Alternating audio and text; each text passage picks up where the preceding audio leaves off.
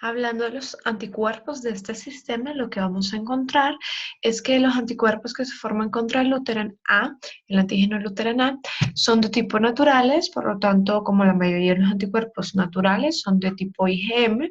Algunos casos se han descrito que son IgG e IgA, pero estos anticuerpos no son clínicamente significativos porque no pueden desarrollar ningún daño en el paciente que los posea. El antígeno Luteran B es lo contrario, porque este sí es IgG y más bien son raros los que sean IgM e IgA. Lo bueno es que como no son muy inmunogénicos, estos anticuerpos no llegan a producir una hemólisis dentro del paciente. Sin embargo, sí destruyen los glóbulos rojos en una pequeña cantidad y lo que hace que sea acortado el tiempo de vida de estos glóbulos rojos transfundidos sin necesidad de producir una hemólisis severa en el individuo. Y como esos sí son de tipo IgG, entonces se van a encontrar algunos casos de enfermedad hemolítica del recién nacido, pero van a ser casos con sintomatología leve por la poca inmunogenicidad de estos anticuerpos y antígenos. Pasaremos así al siguiente sistema, uno mucho más sencillo, nada complejo. Este sistema es el sistema XG. Ese sistema ya lleva el número 12 por la ISBT, descubierto en el año 62, y su nombre, la letra X, se llama XG porque su expresión está ligada al sexo, es decir, está ligada directamente al cromosoma X. El único antígeno que en la actualidad se ha detectado ha sido el antígeno XGA. No existe hasta ahora un antígeno, algún alelo XGB que se ha encontrado o ningún otro tipo. Entonces, cuando alguien no posee el antígeno XGA, lo que se escribe nada más como XG o a veces como XG menos, que indica que no posee ningún antígeno del sistema XG. Esos antígenos sí son destruidos por enzimas, al igual que los del sistema MNS que vimos hace poco. Y además, el fenotipo, como está ligado al sexo, se va a encontrar más prevalente en las mujeres. 89% de las mujeres son XGA positivos porque poseen una doble composición del cromosoma X y 66% de los hombres van a ser XGA positivo. ¿Qué hay de los anticuerpos? Bueno, estos anticuerpos son de tipo IgG, son reactivos en fase antiglobulina humana y son capaces de fijar complemento. De acuerdo a todas estas características, podría tratarse un anticuerpo que es clínicamente significativo, sin embargo, es poco inmunogénico, al igual que el sistema Luteran, y por lo tanto no es clínicamente significativo, no llega a desarrollar respuestas inmunes severas. Vamos a pasar entonces a ver sistemas un poco más serios, un poco más complejos. Uno de ellos es el sistema Lewis. Este sistema pues tiene peculiaridades en que su composición también es muy similar a la del sistema ABO, ya que utiliza la misma sustancia fundamental, la misma cadena que utiliza para formar lo que nosotros conocemos como sustancia H. Este sistema Lewis, entonces, utiliza la cadena H del tipo 1 para formar el antígeno Lewis A. Si observamos nosotros, vamos a ver este antígeno, cabe mencionar que es el número 007, y esos antígenos Lewis A tienen algunas peculiaridades. Los antígenos Lewis en general, el A y el B, y es que no son sintetizados por los glóbulos rojos. Esto significa que no se producen por el glóbulo rojo, son producidos en las células tisulares y de las células tisulares son secretados al plasma y en el plasma los eritrocitos los incorporan a su membrana celular sobre la membrana del eritrocito. Y la expresión de estos antígenos Lewis depende no solamente del gen Lewis, sino también del gen secretor, que es aquel que expresa los antígenos ABO en las secreciones del cuerpo, como por ejemplo la saliva o la leche materna. Y también depende de la expresión del gen ABO. Veamos cómo funciona esto. Una persona que es de tipo Lewis A posee el gen Lewis. Es decir, si yo tengo el gen Lewis, entonces voy a producir el antígeno Lewis A. Pero aparte de tener el gen Lewis, también la persona que es el gen Lewis va a ser el encargado, perdón, de colocar la fucosa, el azúcar fucosa, sobre la cadena precursora en la posición 1,4.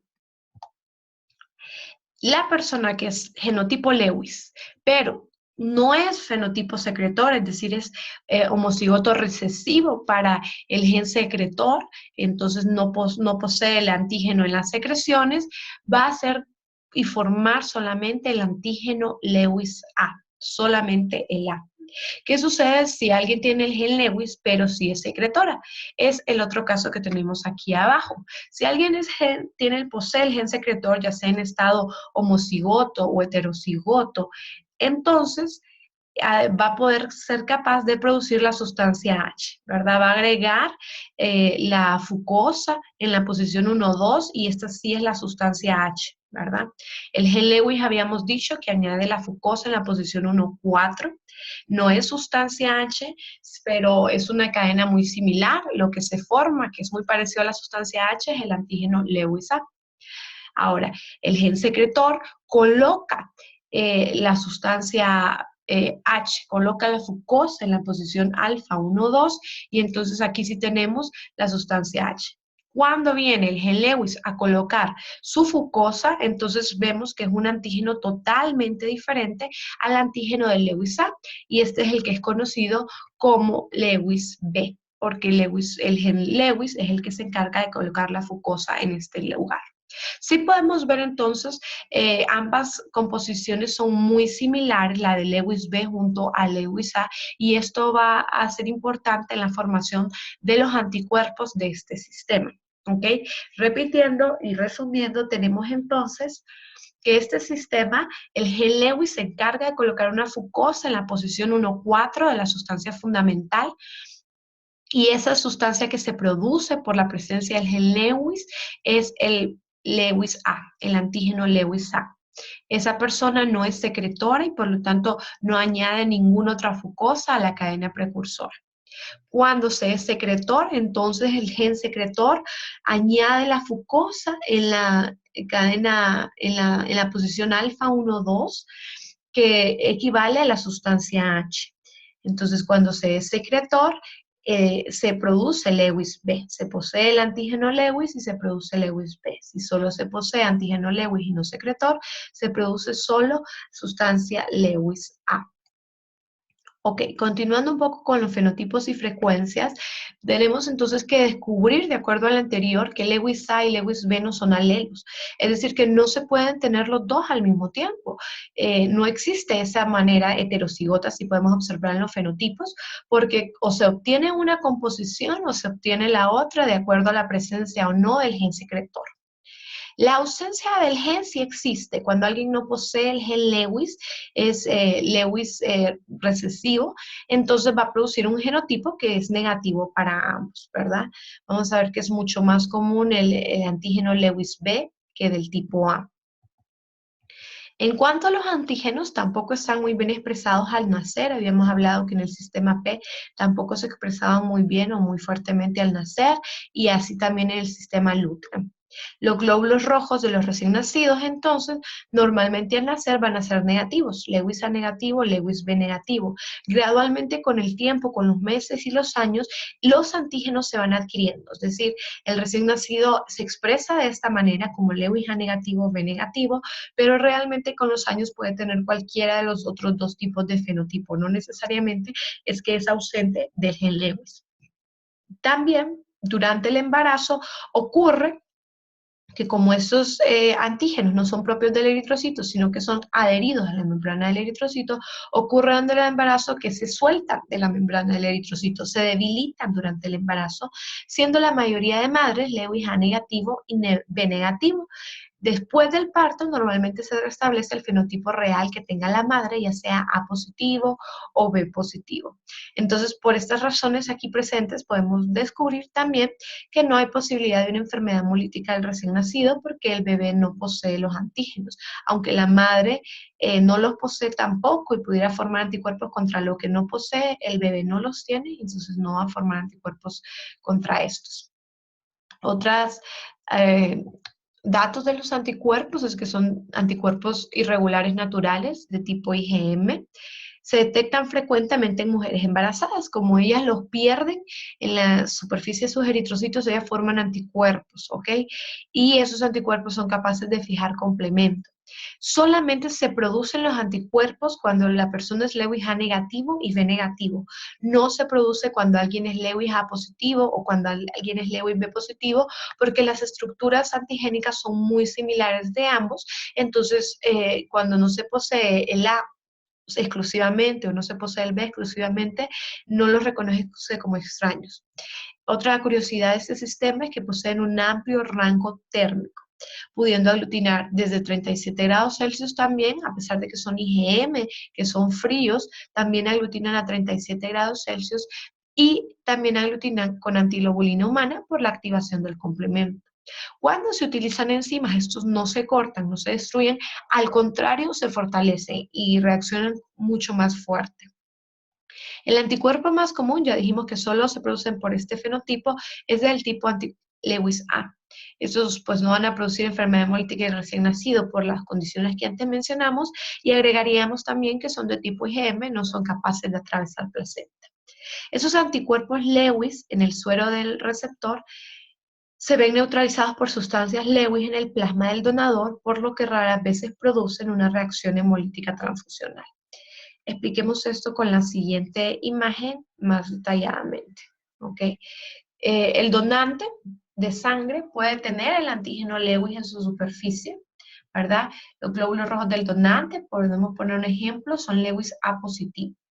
El receptor, la persona que recibe esta sangre de Lewis A positivo, tiene en su cuerpo, en su suero, en su plasma, anticuerpos contra Lewis A, porque él no tiene el antígeno, ¿verdad? Entonces formó anticuerpos contra Lewis A.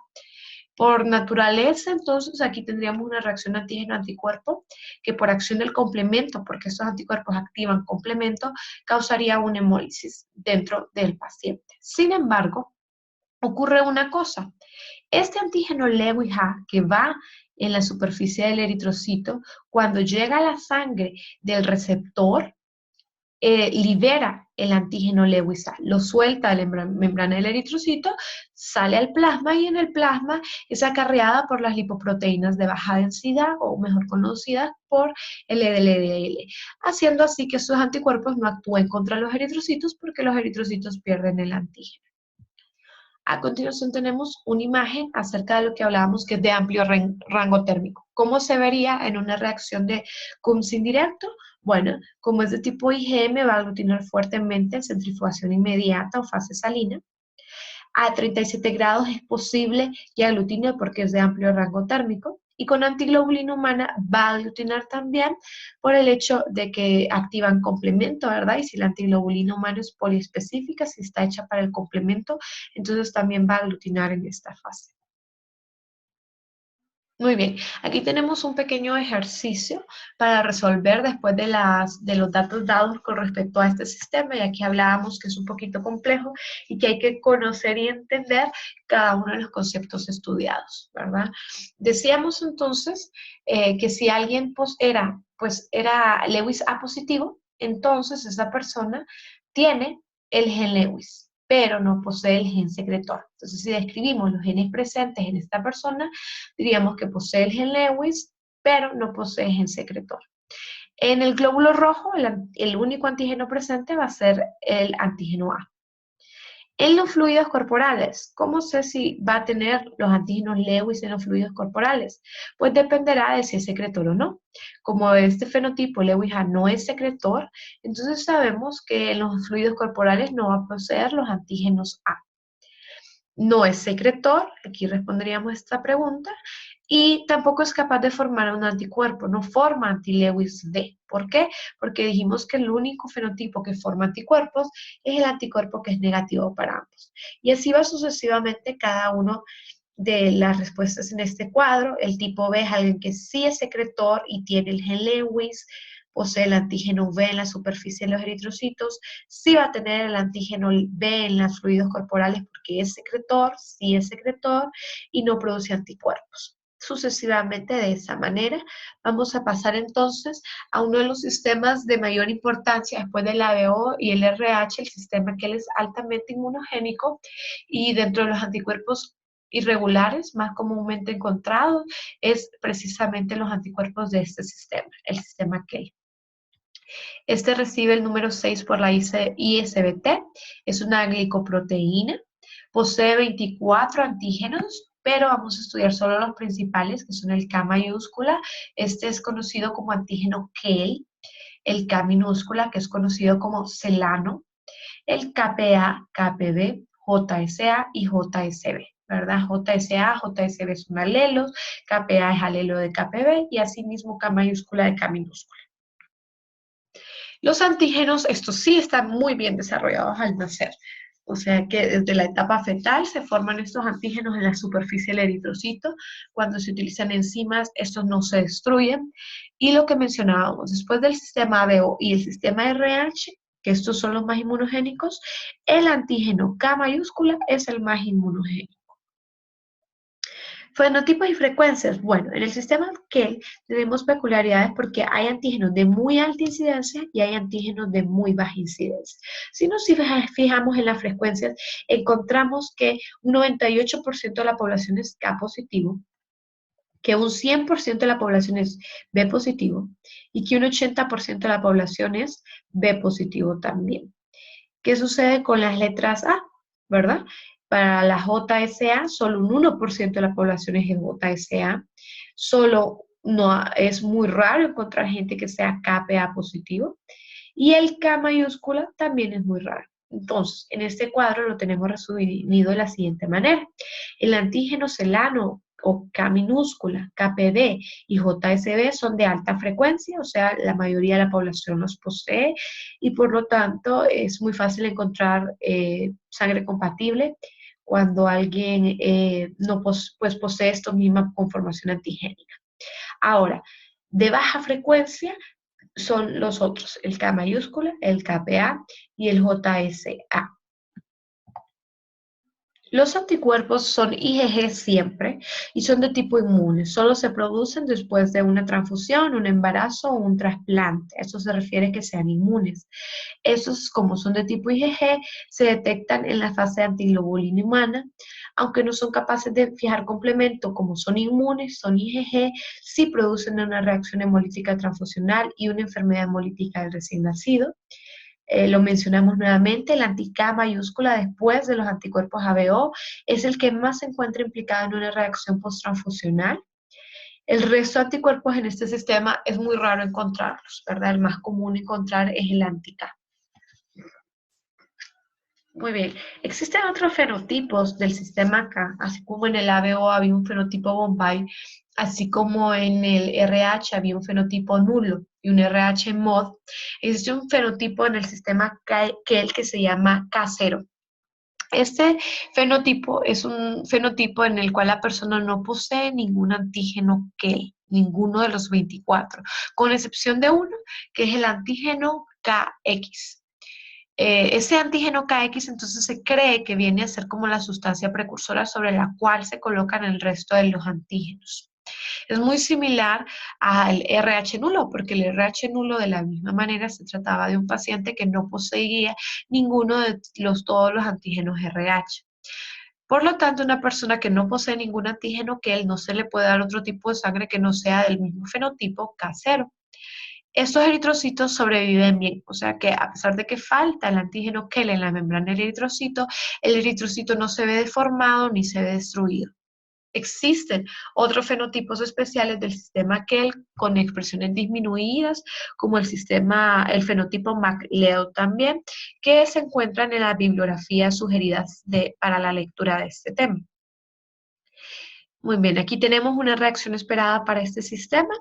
Va a aglutinar fuertemente solamente con antiglobulina y no en las otras fases porque es de tipo IgG, ¿verdad? Pasando a otro sistema también de alta importancia clínica, tenemos el sistema Duffy. El sistema Duffy es el número 8 de acuerdo a la ISBT y cuenta con dos antígenos de alta importancia, que es el Duffy A y el Duffy B. Los antígenos son proteínas y están muy bien desarrollados al nacer. En solución salina no se almacenan muy bien, se van eluyendo, se van destruyendo, tienden a eluirse en pHs bajos y sabemos que la solución salina con el tiempo en que se almacena va disminuyendo su pH. Y estos, al igual que el MNS y al igual que el sistema XG, se destruyen con enzimas. ¿Qué fenotipos tenemos? Bueno, hay de todo un poco. El fenotipo A, Duffy A positivo, es un 18% en la población blanca. El fenotipo heterocigoto A positivo, B positivo para Duffy está en un 49% de la población y el fenotipo Duffy B también tiene cierta prevalencia. Ahora, encontramos algo peculiar y es que el fenotipo Duffy A negativo, B negativo, no se encuentra en población blanca, sin embargo, un 65% de la población negra o afroamericana o afrodescendiente sí posee este fenotipo, ¿verdad? Ese fenotipo, Duffy A negativo, B negativo, es muy frecuente en raza negra, en raza afroamericana específicamente, y es resistente a la infección por Plasmodium vivax. Eso nos indica entonces que cuando alguien posee los antígenos Duffy A y Duffy B, esos son receptores del Plasmodium vivax dentro del eritrocito.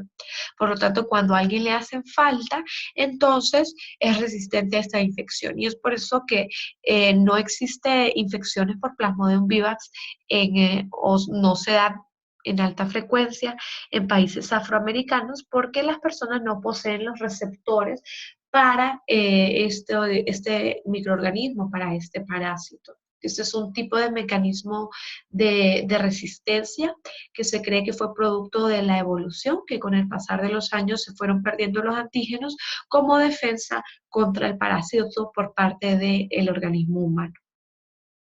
Los anticuerpos DOFI son IgG, son inmunes, también entonces, por lo tanto, van a ser detectados con antiglobulina humana, fijan complemento, si son clínicamente significativos. Es más común encontrar anti-DOFI A que anti-DOFI B y este presenta efecto de dosis. Habíamos visto el efecto de dosis con el sistema MNS y habíamos hablado que el efecto de dosis implicaba que los anticuerpos requieren doble composición del antígeno, ocupan el antígeno en estado homocigoto para que el anticuerpo sea detectable por una prueba. Y entonces el sistema Duffy, también al igual que el MNS, presenta este efecto de dosis. Dentro de los últimos sistemas que vamos a ver se encuentra el sistema KID, el número 9. Fue descubierto en un bebé con enfermedad hemolítica del recién nacido. El bebé se llamaba John Kidd y de ahí las iniciales de sus antígenos, porque los antígenos de este sistema se llaman JK y JKB. ¿Verdad? JK son las iniciales de la primera persona donde fue encontrados pues este sistema, estos anticuerpos, ¿ok? Estos antígenos son proteínas transportadoras de urea en los eritrocitos, tienen esa función en la membrana del eritrocito. Si hablamos de la frecuencia de los fenotipos, vamos a encontrar una frecuencia combinada, es decir, es muy prevalente tanto el JKA como el JKB, ambos. Sin embargo, el alelo silentes, donde no hay ni antígeno KID-A ni KID-B, es muy raro. Estos glóbulos rojos son resistentes a la lisis de la urea porque estos antígenos son receptores de la urea y es un fenotipo que es más frecuente pues, en raza asiática. Esos antígenos sí están bien desarrollados al nacer, no se destruyen con enzimas y sus anticuerpos son de tipo IgG, aglutinan en antiglobulina humana, son capaces de fijar complemento.